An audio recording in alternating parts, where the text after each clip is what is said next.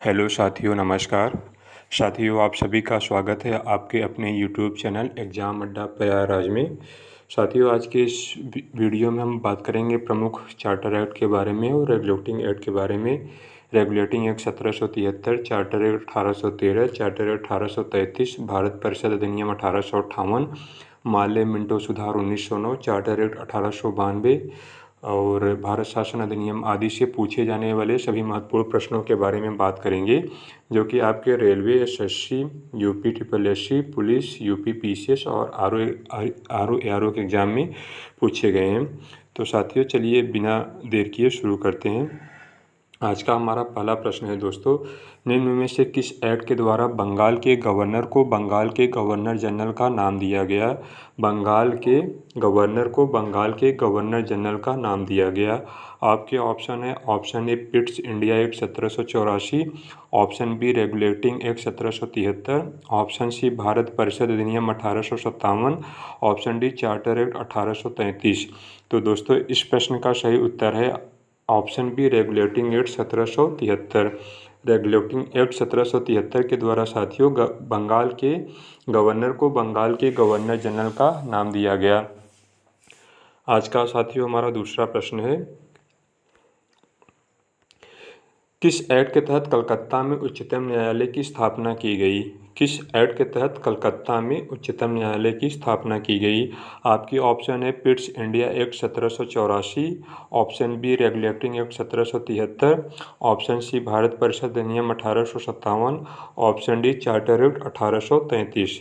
तो साथियों, इस प्रश्न का सही उत्तर भी ऑप्शन बी रेगुलेटिंग एक्ट 1773 है। रेगुलेटिंग एक्ट 1773 के द्वारा कलकत्ता में उच्चतम न्यायालय की स्थापना की गई। रेगुलेटिंग एक्ट 1773 के द्वारा साथियों 1774 में कलकत्ता में उच्चतम न्यायालय की स्थापना की गई और इसके जो प्रथम न्यायाधीश थे साथियों, ये भी एग्जाम में पूछा जाता है, एग्जाम के पॉइंट ऑफ व्यू से बहुत इंपॉर्टेंट है। एलिजा इम्पे, एलिजा इम्पे इसके पहले न्यायाधीश थे। आज का हमारा तीसरा प्रश्न है साथियों, किस एक्ट के द्वारा पहली बार भारतीयों की शिक्षा पर प्रतिवर्ष 1 लाख रुपए खर्च करने का उपबंध किया गया? Option A Charter Act 1813, option B Charter Act 1833, option C Pitt's India Act 1784, option D Charter Act 1786। तो इस प्रश्न का सही उत्तर है साथियों option A Charter Act 1813। Charter Act 1813 के द्वारा पहली बार साथियों भारतीयों की शिक्षा पर प्रतिवर्ष 1 लाख रुपए खर्च करने का उपबंध किया गया। इससे पहले भारतीयों की शिक्षा पर जो व्यय था वो भारत के खजाने से लिया जाता था, ये ब्रिटिश खजाने से लिया जाने लगा। आज का हमारा साथियों चौथा प्रश्न है, किस एक्ट के द्वारा बंगाल के गवर्नर जनरल को संपूर्ण भारत का गवर्नर जनरल बनाया दिया गया?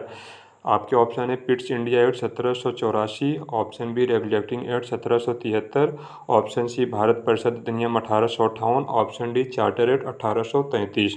तो इस प्रश्न का सही उत्तर है साथियों option D Charter Act 1833। Charter Act 1833 द्वारा साथियों बंगाल के गवर्नर जनरल को संपूर्ण भारत का गवर्नर जनरल बना दिया गया और पहले जो व्यक्ति बने साथी वो लॉर्ड विलियम बेटिंग बने। दोस्तों, पहला क्वेश्चन था हमारा, किस एक्ट के द्वारा बंगाल के गवर्नर को बंगाल का गवर्नर जनरल बना दिया गया, और लेकिन इसमें है साथियों बंगाल के गवर्नर जनरल को संपूर्ण भारत का गवर्नर जनरल बना दिया गया। तो इसमें आप कंफ्यूजन में न रहिएगा कि वही क्वेश्चन है, यहाँ पे दोनों क्वेश्चन इंपॉर्टेंट है, थोड़ा सा अंतर है। आज का हमारा साथियों पांचवा प्रश्न है, निम्न में से किस एक्ट के द्वारा ईसाई मिशनरियों को भारत में अपने धर्म के प्रचार प्रसार की अनुमति मिली? आपके ऑप्शन है Pitt's India Act 1784, option B Regulating Act 1773, option C Bharat परिषद अधिनियम 1858, ऑप्शन डी चार्टर एक्ट 1813। तो साथियों, इस प्रश्न का सही उत्तर है option D Charter Act 1813। Charter Act 1813 द्वारा साथियों ईसाई मिशनरियों को भारत में अपने धर्म के प्रचार प्रसार की अनुमति मिली। जो ब्रिटेन और फ्रांस के और जो अन्य देशों से जो लोग आते थे उन्हें अपने धर्म के प्रचार प्रसार की अनुमति चार्टर एक्ट 1813 के द्वारा ही मिली। साथियों, आज का हमारा पांचवा प्रश्न है, माफ़ी चाहता हूँ साथियों। छठा प्रश्न है, निम्न में से किस अधिनियम द्वारा ब्रिटिश संसद ने चाय और चीन के साथ व्यापार को छोड़कर भारत के साथ ईस्ट इंडिया कंपनी के व्यापारिक एकाधिकार को समाप्त कर दिया है? साथियों, ये क्वेश्चन आपका RO 2017 के प्रीलिम्स में पूछा गया है। माफ़ी चाहता हूँ, मेंस में पूछा गया है आपका। समझ सकते हैं कितना इंपॉर्टेंट क्वेश्चन है। आपके ऑप्शन है, option A Pitt's India Act 1784, option B Regulating Act 1773, option C Charter Act 1813, option D Charter Act 1833। तो साथियों, इस प्रश्न का सही उत्तर है option C Charter Act 1813। Charter Act 1813 के द्वारा ईस्ट इंडिया कंपनी भारत के साथ व्यापारिक एकाधिकार को समाप्त कर देती है, चीन और चाय और चीन के साथ छोड़कर। साथियों, अगर बात करें 1833 में, 1813 में साथियों चाय और चीन के साथ व्यापार को छोड़ दिया था, लेकिन 1833 में ये व्यापार चाय और चीन के साथ ही बंद कर दिया गया, टोटली क्लोज कर दिया गया। बात करें सातवें प्रश्न की तरफ। आज का हमारा सातवां प्रश्न है, निम्न में से किस अधिनियम के तहत पहली बार भारतीयों को केंद्रीय बजट पर बहस करने और उनसे प्रश्न पूछने का अधिकार प्रदान किया गया, लेकिन मतदान का नहीं? साथियों, बजट पर बहस करने का अधिकार दिया गया और प्रश्न पूछने का अधिकार दिया गया, लेकिन मतदान का अधिकार नहीं दिया गया। आपके ऑप्शन है, option A Pitt's India Act 1784, option B भारतीय परिषद अधिनियम 1892, ऑप्शन सी भारत परिषद अधिनियम 1861, ऑप्शन डी भारत शासन अधिनियम 1919। तो इस प्रश्न का सही उत्तर है दोस्तों ऑप्शन बी भारत परिषद अधिनियम 1892। इसके तहत बजट पर बहस करने और प्रश्न पूछने का अधिकार दिया गया, लेकिन मतदान का अधिकार नहीं। साथियों, ये क्वेश्चन भी आपका PCS में प्रीलिम्स में पूछा गया है। चलते हैं आठवें प्रश्न की तरफ। आज का हमारा आठवां प्रश्न है, किस अधिनियम के तहत पहली बार उत्तरदायी शासन शब्द का प्रयोग किया गया? आपका कोटेशन है, शब्द है उत्तरदायी शासन। आपके ऑप्शन है, भारतीय परिषद अधिनियम 1909, ऑप्शन बी भारत शासन अधिनियम 1935, ऑप्शन सी भारत परिषद अधिनियम 1861, ऑप्शन डी भारत शासन अधिनियम 1919। तो इस प्रश्न का सही उत्तर है साथियों ऑप्शन डी भारत शासन अधिनियम 1919।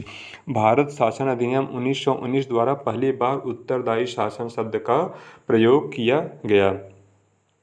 आज का हमारा नवां प्रश्न है साथियों, 9th क्वेश्चन है, किस अधिनियम के तहत प्रांतों में द्वैध शासन प्रणाली की शुरुआत की गई? प्रांत यानी राज्यों में द्वैध शासन प्रणाली की शुरुआत की गई। आपके ऑप्शन है, option A Pitt's India Act 1784, option B Bharat शासन अधिनियम 1935, ऑप्शन सी भारत परिषद अधिनियम 1861, ऑप्शन डी भारत शासन अधिनियम 1919।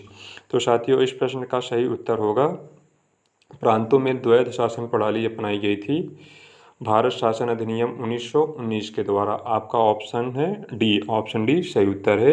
प्रांतों में द्वैध शासन प्रणाली भारत शासन अधिनियम 1919 के द्वारा अपनाई गई।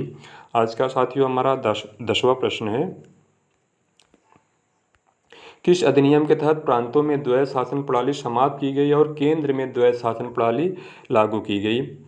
आपके ऑप्शन है, option A Pitt's India Act 1784, option B भारतीय शासन अधिनियम 1935, ऑप्शन सी भारत परिषद अधिनियम 1861, ऑप्शन डी भारत शासन अधिनियम 1919। तो साथियों, इस प्रश्न का सही उत्तर है ऑप्शन बी भारत शासन अधिनियम 1935। भारत शासन अधिनियम 1935 के द्वारा साथियों प्रांतों में द्वैध शासन प्रणाली को समाप्त की जाती है और केंद्र में द्वैध शासन प्रणाली चालू की जाती है। आज का हमारा साथियों 11वां प्रश्न है, किस वर्ष बर्मा यानी म्यांमार को ब्रिटिश शासन से अलग किया जाता है? ब्रिटिश शासन साथियों यहाँ पे गलती से हो गया है, यहाँ पे भारत रहेगा, भारत से अलग होता है। आपके ऑप्शन है, option A 1935, option B 1937, option C 1919, option D 1927। तो साथियों, इस प्रश्न का सही उत्तर रहेगा ऑप्शन बी 1937। 1937 में साथियों भारत को बर्मा यानी म्यांमार को ब्रिटिश भारत से अलग किया जाता है। साथियों, अगर यहाँ पे ये पूछता है कि किस अधिनियम द्वारा, अगर यहीं पे ये घुमा के सवाल पूछ लेता है कि किस अधिनियम द्वारा बर्मा को ब्रिटिश भारत से अलग किया जाता है, तो आपका भारत शासन अधिनियम 1935 माना जाएगा। 1935। लेकिन यहाँ पे ये वर्ष पूछा है तो वर्ष 1937 था, तो आपका ये 1937 माना जाएगा। चलते हैं दोस्तों अगले प्रश्न की तरफ। आज का हमारा 12वां प्रश्न है, भारत के राष्ट्रपति को किस अधिनियम के तहत अध्यादेश जारी करने की शक्ति प्रदान की गई है? आपका ऑप्शन ए भारत शासन अधिनियम 1935 की धारा 42, ऑप्शन बी भारत शासन अधिनियम 1935 की धारा 35, ऑप्शन सी भारत शासन अधिनियम 1935 की धारा 49, ऑप्शन डी भारत शासन अधिनियम की 1935 की धारा 56। तो इस प्रश्न का सही उत्तर है साथियों भारत शासन अधिनियम 1935 की धारा 42। ये क्वेश्चन साथियों आपका MPPCS 2018 में पूछा गया है। बात करें साथियों, ये 1935 की धारा 42 के तहत ये प्रावधान शामिल किया गया है। लेकिन बात करें साथियों अगर संविधान में वर्तमान समय में आर्टिकल 123 आर्टिकल 123 के तहत राष्ट्रपति जो है वर्तमान समय में अध्यादेश जारी करता है। एक अध्यादेश साथियों राज्यपाल द्वारा भी जारी किया जाता है, जिसे गवर्नर बोलते हैं। वो आर्टिकल 213 के तहत वो राज्यपाल अध्यादेश जारी करता है। राष्ट्रपति आपका आर्टिकल 123 के तहत करता है, लेकिन गवर्नर आपका साथियों राज्यपाल आर्टिकल 213 के तहत करता है। चलते हैं साथियों अगले प्रश्न की तरफ। आज का हमारा 13 नंबर का क्वेश्चन है, किस अधिनियम के तहत भारत के राज्य सचिव पद का गठन किया गया? किस अधिनियम के तहत भारत के राज्य सचिव पद का गठन किया गया? आपके ऑप्शन है साथियों, option A Pitt's India Act 1784, option B Regulating Act 1773, option C Bharat परिषद अधिनियम 1858, ऑप्शन डी चार्टर एक्ट 1833। तो इस प्रश्न का सही उत्तर है साथियों ऑप्शन सी भारत परिषद अधिनियम 1858 के तहत भारत में एक नए पद राज्य सचिव की स्थापना की गई। राज्य सचिव ये नया शब्द और ये नया पद बना था। चलते हैं साथियों आज के अगले प्रश्न की तरफ। आज का हमारा 14वां प्रश्न है, किस अधिनियम के तहत भारत में संघीय न्यायालय की स्थापना की गई? आपकी ऑप्शन ए भारत शासन अधिनियम 1935, option B Regulating Act 1773, option C Bharat परिषद अधिनियम 1892, option D Morley Minto reform 1909। तो साथियों इस प्रश्न का सही उत्तर होगा आपका ऑप्शन ए भारत शासन अधिनियम 1935। भारत शासन अधिनियम 1935 के तहत साथियों भारत में संघीय न्यायालय की स्थापना की जाती है। आपका जो वर्ष होता है, अगर वर्ष से क्वेश्चन पूछा जाएगा तो वर्ष आपका 1937। भारत शासन अधिनियम 1935 के तहत 1937 में संघीय न्यायालय की स्थापना होती है। और उसके जो पहले न्यायाधीश थे साथियों वहाँ पे मॉरिस गुवेयर। ये क्वेश्चन भी एग्जाम में पूछा गया साथियों। मॉरिस गुवेयर आपके पहले न्यायाधीश थे भारत शासन अधिनियम 1935 के बाद जब सुप्रीम कोर्ट का गठन होता है संघीय न्यायालय। साथियों चलते हैं आज के 15वें प्रश्न की तरफ और ये हमारा अंतिम प्रश्न भी है, किस अधिनियम के तहत केंद्रीय बजट को राज्यों के बजट से अलग कर दिया गया है? किस अधिनियम के तहत केंद्रीय बजट को राज्यों के बजट से अलग कर दिया गया है? तो आज का ये हमारा अंतिम प्रश्न है। इसके ऑप्शन है भारत शासन अधिनियम 1935, ऑप्शन बी भारत सरकार एक्ट 1919, ऑप्शन सी भारत परिषद अधिनियम 1892, option D Morley Minto reform act 1909। तो साथियों इस प्रश्न का सही उत्तर है ऑप्शन बी भारत सरकार एक्ट 1919।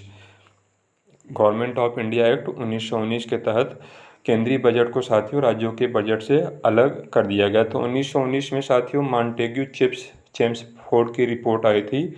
मॉन्टेग्यू चेम्सफोर्ड रिपोर्ट 1919 में आई थी, जिसके तहत साथियों भारत सरकार एक्ट बना था 1919। तो वहाँ पे राज्यों के बजट को केंद्रीय बजट से अलग कर दिया गया था। केंद्रीय बजट को राज्यों के बजट से अलग कर दिया गया था। ये आज का साथियों हमारा 15 प्रश्न रहे हैं, जो कि आपके जो 15वां प्रश्न है साथियों किसी न किसी एग्जाम में पूछे गए हैं, वहाँ से हमने ये क्वेश्चन उठाए हैं। तो साथियों आपको ये वीडियो कैसी लगी आप हमें कमेंट करके अवश्य बताइएगा। साथ ही चैनल पर आप नए हैं तो चैनल को सब्सक्राइब कर लीजिएगा। अगर वीडियो आपको अच्छी लगी हो तो इसे लाइक कर दीजिएगा और साथ ही अपने साथियों को भी शेयर कर दीजिएगा। ये रही साथियों आज की पॉलिटी की क्लास। मिलते हैं फिर किसी नेक्स्ट वीडियो में, तब तक के लिए नमस्कार, धन्यवाद, जय हिंद।